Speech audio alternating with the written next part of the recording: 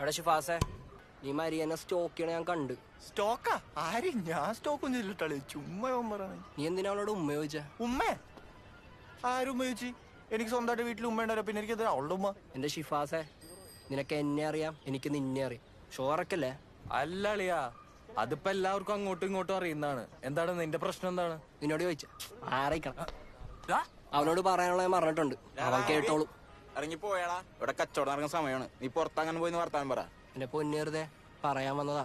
ഇവന്മാർക്ക് മനസ്സിലായിട്ടുണ്ടെന്ന് വിചാരിക്കണം. ശരി, കാണാട്ടാ.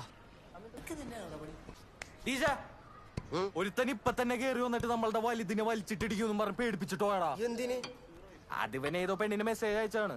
അതിന് അവനെന്താ, ഒരു കുളത്തിൽ ഇപ്പൊ എത്ര പേര് മീൻ പിടിക്കും? ഇന്നിവിടെ കേറി വന്ന നാളെ നമ്മളെ കേറി ഇടിക്കൂല നേരെയുണ്ട്. അവൻ എന്തെങ്കിലും കൊടുക്കണം. ഇപ്പൊ പോയിട്ടുണ്ടാവില്ല അവൻ. ചെറുതേ, കത്തി മാറ്റി.